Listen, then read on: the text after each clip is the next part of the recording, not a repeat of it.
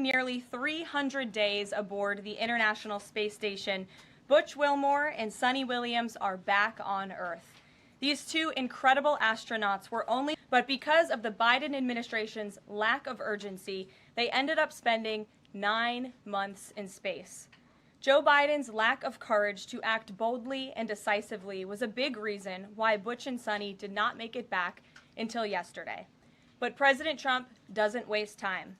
Immediately after taking office, President Trump directed Elon Musk and SpaceX to rescue these brave astronauts alongside NASA.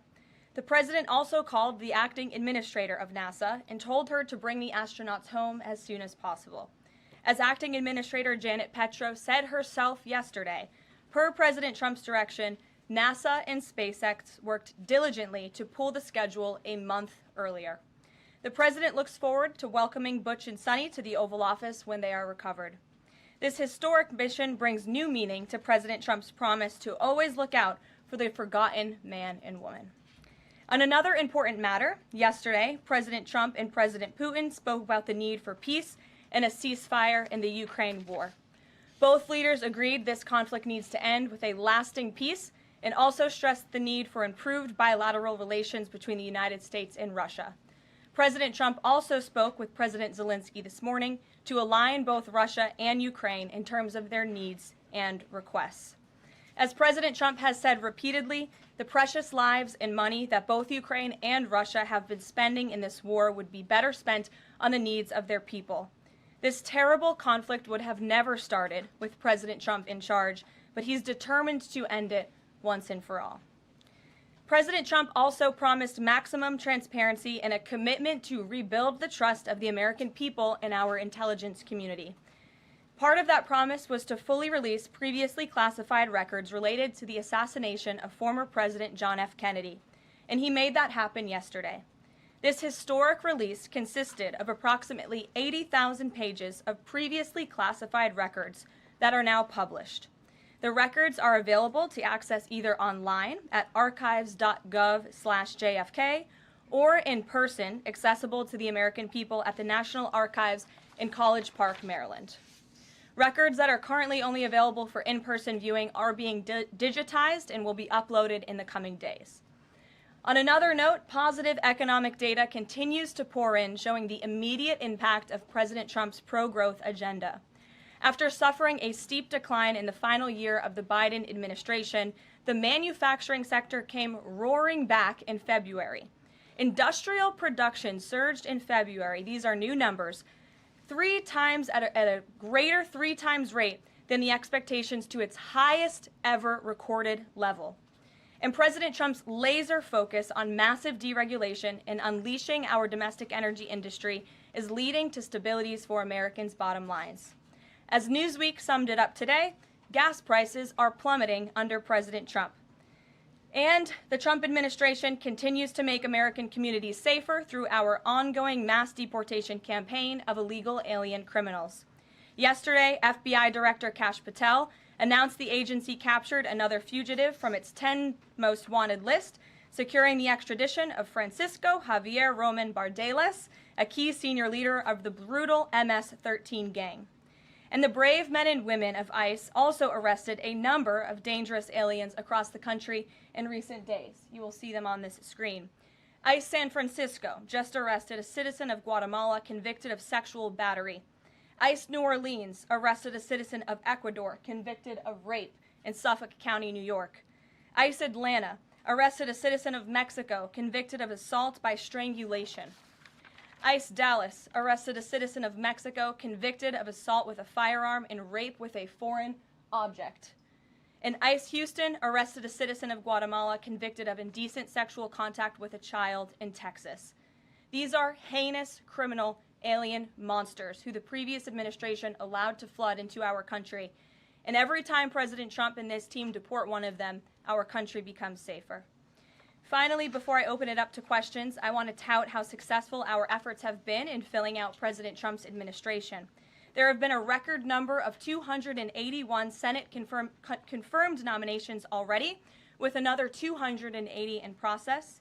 Here at the White House, OPM and GSA, we have filled 100% of the total number of slots. And this is a record number of placements in the first 58 days of any administration, and a testament to the caliber and the sheer quantity of talented people who want to work for President Trump to make America great again. Here in our new media seat today, we have Katie Pavlich.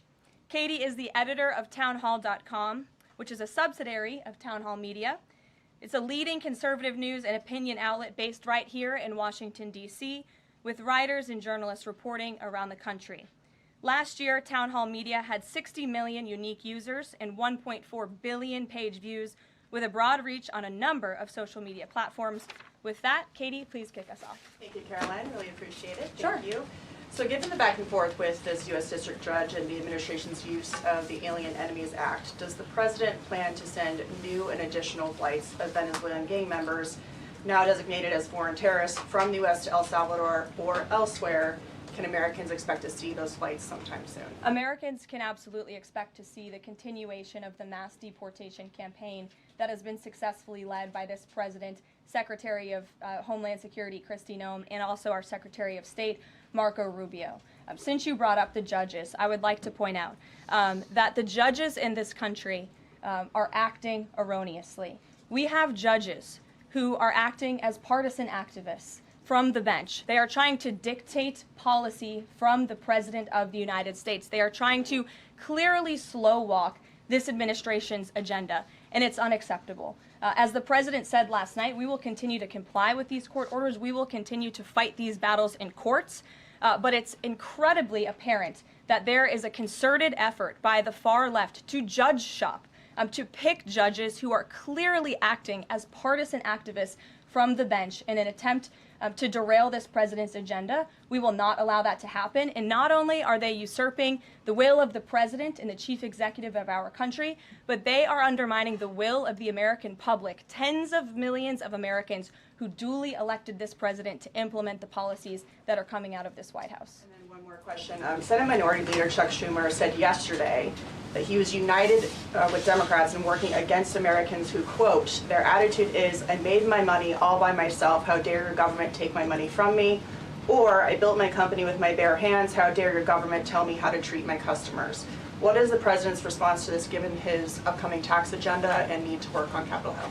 Well, we certainly hope that Democrats all of a sudden are for more money in the pockets of the American public. The president has made it incredibly clear that he is committed to tax cuts. He is committed to passing a big reconciliation package later this year, ending no taxes on tips, taxes on overtime, no taxes on Social Security for our hardworking seniors. And we encourage everybody on Capitol Hill to support that when it comes to the finish line, especially Democrats who clearly need a boost from the American public right now. Their approvals are at an all-time record low. Thanks for being with us, Katie.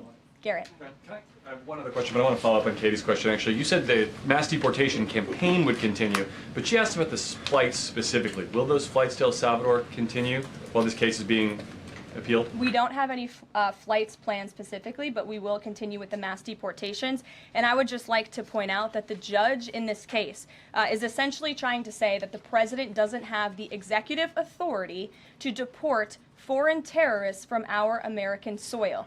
That is an egregious abuse of the bench. This judge does not have that authority. It is the opinion of this White House and of this administration, and that's why we're fighting this in court.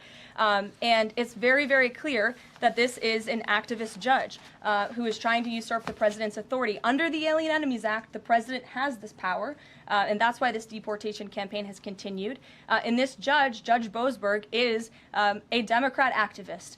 He was appointed by Barack Obama. His wife has donated more than $10,000 to Democrats, and he has consistently shown his disdain for this president and his policies, and it's unacceptable. You took me right where I wanted to go about the idea that these people are all foreign terrorists, but Judge Boasberg was originally appointed by George W. Bush and then elevated by Barack Obama. I just feel like I should clear that up. Well, let me just say something to that effect, Garrett. 67% of all of the injunctions in this century have come against which president? Donald J. Trump. Let me say that again. 60% of the injunctions by partisan activists in the judicial branch have come against President Donald Trump, and 92% of those have been from Democrat-appointed judges. This is a clear, concerted effort by leftists who don't like this president and are trying to impose or slow down his agenda. So, given that, do you think it's a good use of Congress's time and the president's political capital to try to impeach and remove a federal judge, which would take 67 votes you're unlikely to get in the Senate? Well, look, the president has made it clear that he believes this judge in this case should be impeached, and he has also made it clear that he has great respect for the Chief Justice John Roberts, and it's incumbent upon the Supreme Court to rein in these activist judges. These partisan activists are undermining the judicial branch by doing so. We have co-equal branches of government for a reason, and the president feels very strongly about that. Jackie. Thanks, Karoline. What options does the president have to, he says he's going to follow court orders. He wouldn't defy a court order, but he's raised these concerns about these judges acting in such a partisan way. Yet what option does he have to ensure that his agenda continues to move forward while this is ongoing and the judges appear to be trying to just block and delay and impede? Well, you're right. They are trying to block, delay, and impede. This is lawfare. The president is no stranger to it. He faced it in his campaign, and this is a continuation of the lawfare that President Trump faced as a candidate, and he's now unfortunately facing as a president. Clearly, these partisan activists in the judicial branch didn't get the memo on November 5th when the American people overwhelmingly re-elected this president to continue with mass deportations. So White House counsel and the Department of Justice are working on this. They're appealing these cases, and we will continue to use the full weight of the White House counsel's office and the president's team of lawyers to fight this in court, because we know we will win, even if we have to go all the way to the Supreme Court. One more on TDA. Andy McCarthy said in an interview with Hugh Hewitt, he certainly agrees with what the president is trying to do with the Alien Enemies Act, but he's not sure that the law is completely on his side. He cites some previous Supreme Court rulings dealing with enemy combatants in wartime, says that even they have a challenge or a right to challenge their detention in court.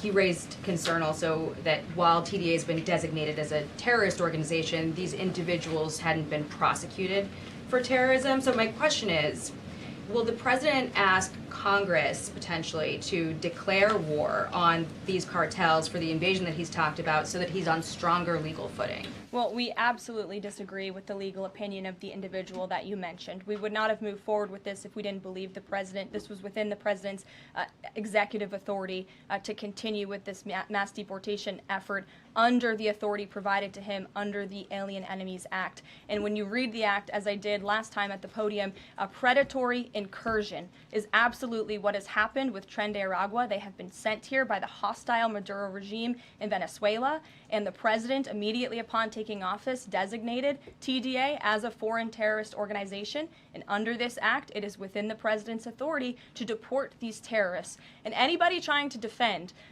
these terrorists who have now been sent off of American soil should talk to the families of the individuals who these heinous monsters have killed and have raped. If you talk to those families, they are so heartened by the president's decision and to use his executive authority, something that no other president has been willing to do, because President Trump does what he says he's going to do, and he is deporting these foreign terrorists from American soil to secure our homeland, and he's within his rights to do that. Jennifer.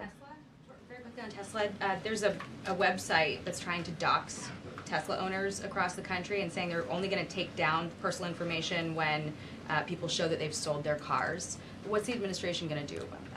I haven't seen that website, but we certainly think it's despicable, the violence that has taken place against Tesla, the company, its employees, Americans who have chosen to drive an electric vehicle. Many of them are Democrats, by the way.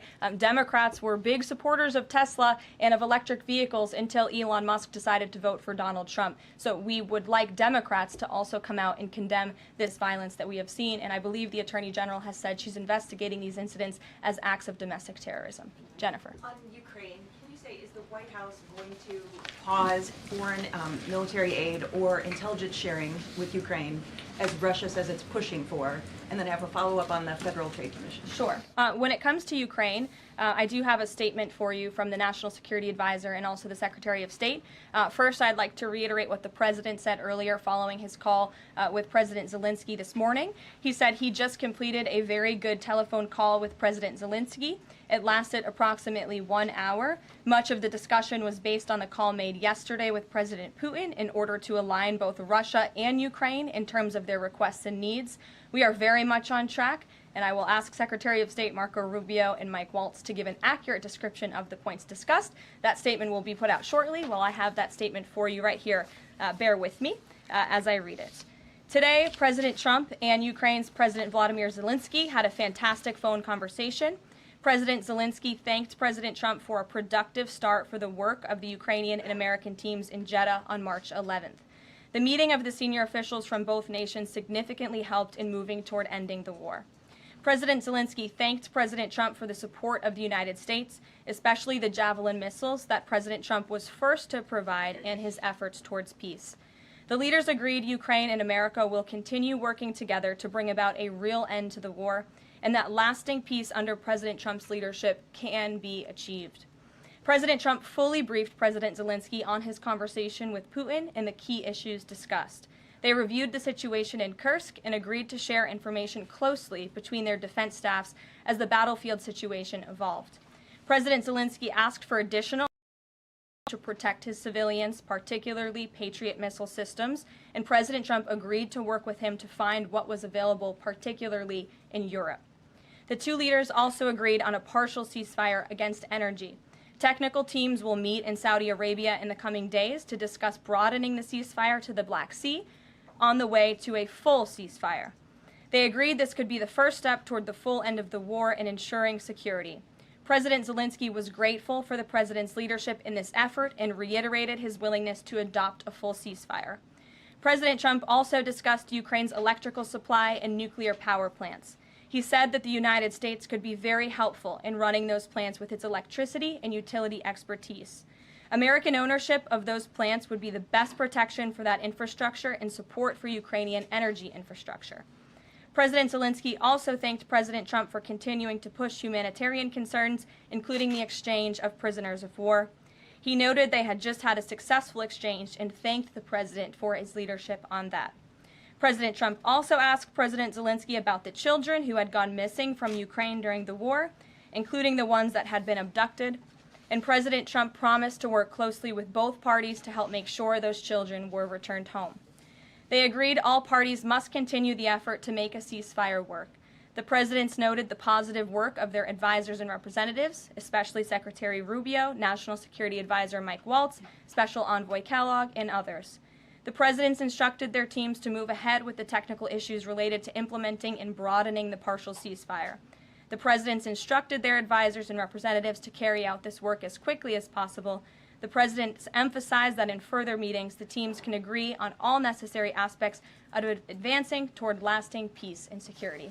That is a lengthy statement that was just given to me, so thanks for bearing with me. Our office will, of course, provide this after. And as you know, as I just pointed out in the statement, the president's team of negotiators and national security experts will be heading to Saudi again later this week to continue working on and ironing out the details. But I would just like to emphasize we have never been this close to peace, and it's only because of President Trump that we are here.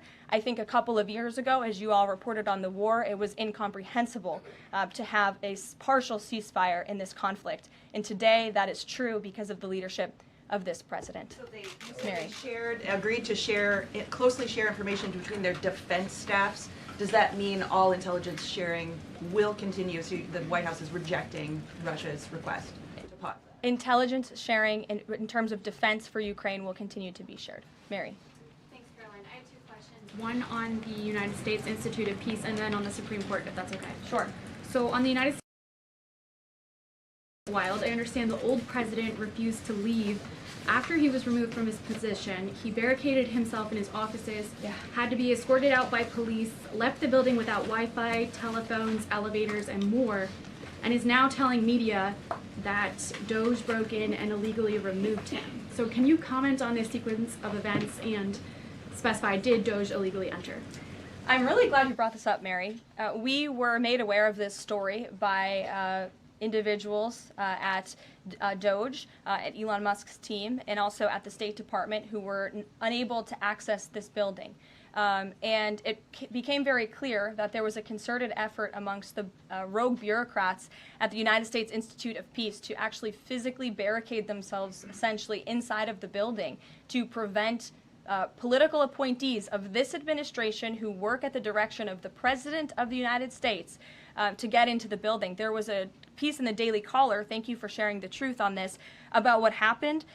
Staff contacted the MPD in an attempt to prevent DOJ personnel from entering. They barricaded the doors. They also disabled telephone lines, internet connections, and other IT infrastructure within the building. They distributed flyers internally, encouraging each other to basically prevent these individuals from accessing the building. I use this to say this is what DOJ and this administration is facing. It's a resistance from bureaucrats who don't want to see change in this city. President Trump was elected on an overwhelming mandate to seek change and implement change, and this is unacceptable behavior. Thank you. And just really quick on the Supreme Court. I know it's been almost 3 years now since the leak of the draft Dobbs opinion to Politico, actually.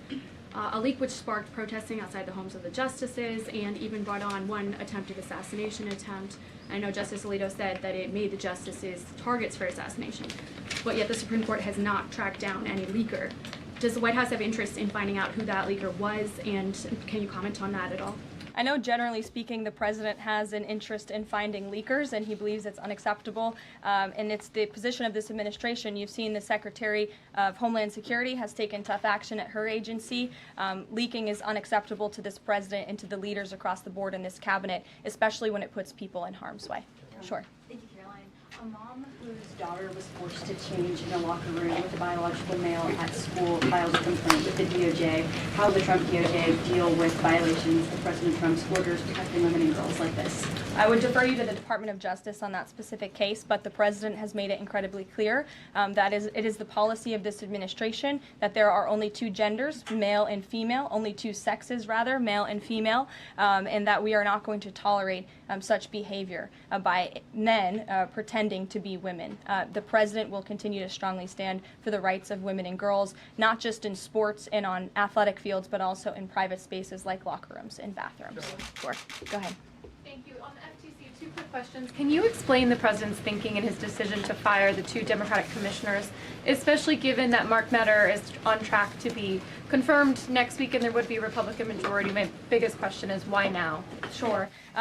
Because the time was right to let these people go, and the president absolutely authority to do it, and they were given ample notice in a letter that I believe your outlet reported on, so it pretty much explains exactly why this administration chose to let those individuals go. Is the ultimate goal to get this to the Supreme Court to try to overturn the 1935 precedent? The goal was to let these individuals go. If we have to fight it all the way to the Supreme Court, we certainly will. Rachel. Back to those deportation flights to El Salvador, can the administration provide any more details on how authorities determined that each of those men were in fact members of a gang?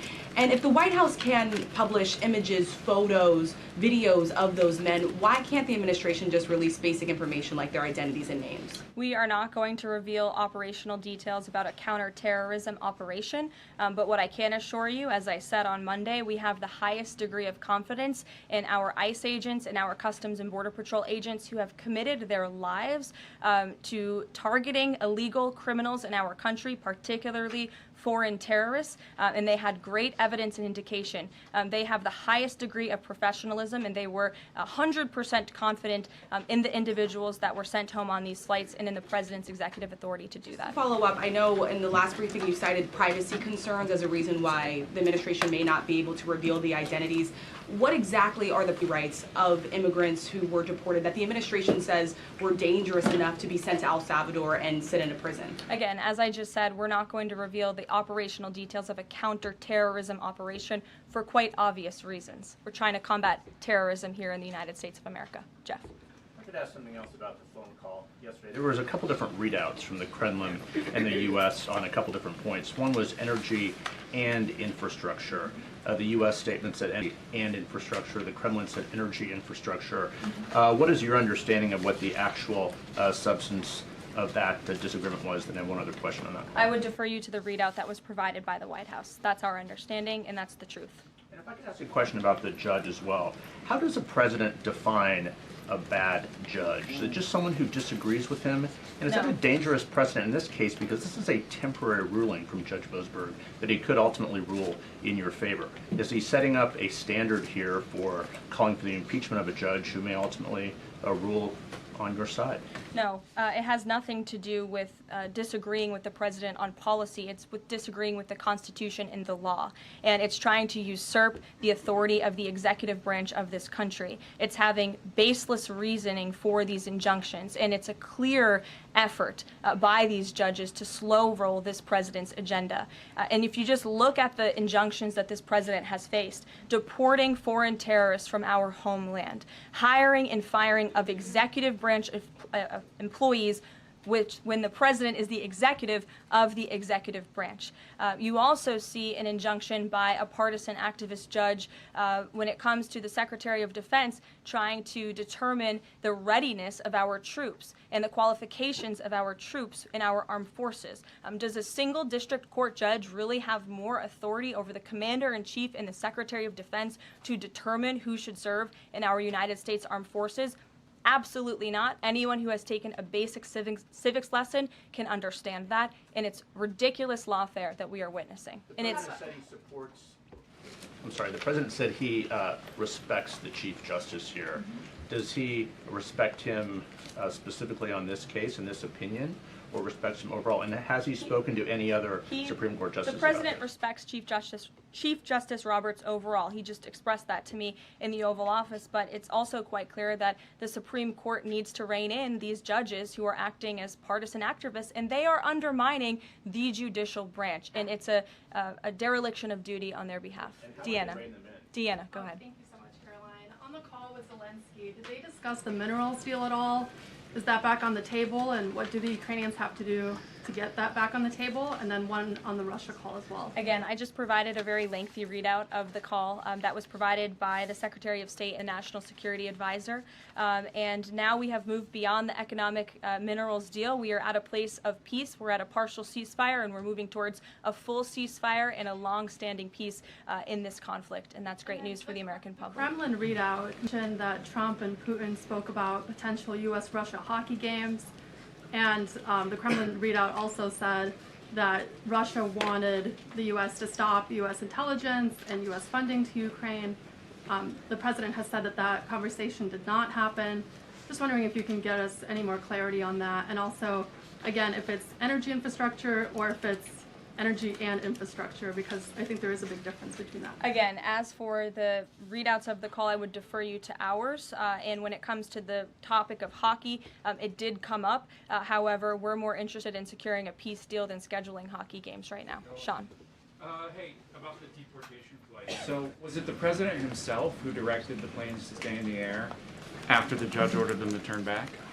The president invoked the Aliens Enemies Act with a proclamation, which then directed the Department of Homeland Security and the Department of State to move forward with the plan of action. And as I said yesterday, all of the planes that were subject to the judge's written order took off before the order was submitted in court. I was asked and answered that question multiple times yesterday. Kate, go ahead.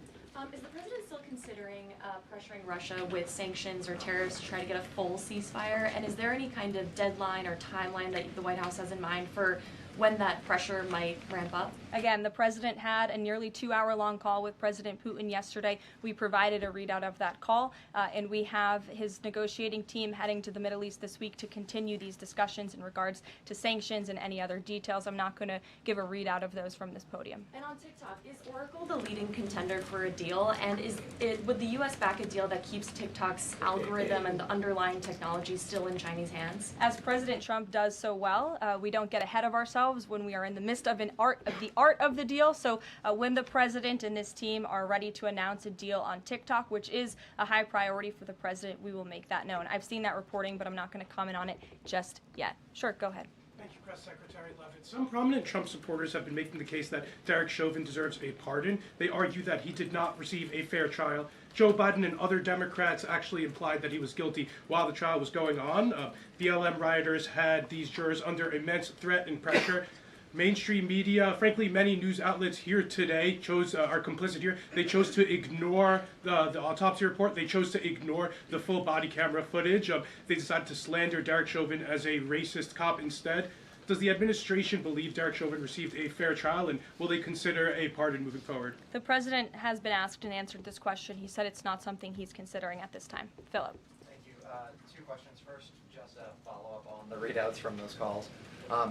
When it comes to the discrepancies between the U.S. and Russian readout of that call between President Trump and Putin, is it the president's assessment that something is getting lost in translation, or does he believe that the Russians are trying to play games here? Nope. The president believes in his team that put the readout out, and he also put his own out on Truth Social. We've been incredibly transparent about all of the president's calls with foreign leaders, and again, I would defer you to the readout. And then following up Michael. on... Thank you, Karoline. White House said yesterday that gas prices across the U.S. have fallen for the fourth straight week. 34 states now seeing gas under $3 a gallon. This limited ceasefire with Ukraine regarding oil refineries, energy, will that affect gas prices here in the U.S.?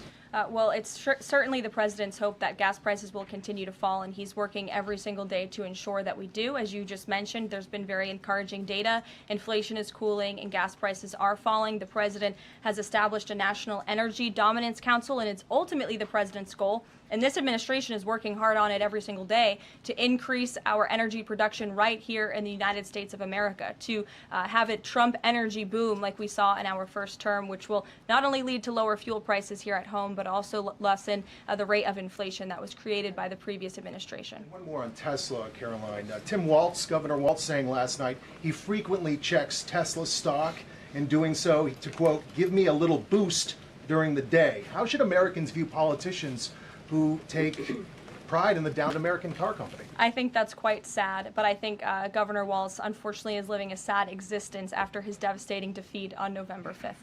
Reagan, go ahead. Thank you, Caroline. Across the country, Tesla cars are being lit on fire, dealerships are being shot up, Molotov cocktails are being used. There was a website posted yesterday that shared the addresses of private Tesla owners and reportedly had Kash Patel's information on it. AG Bondi has called this acts of domestic terrorism. Does the White House have any indication that this is some sort of coordinated movement, or that it's being funded by some outside group?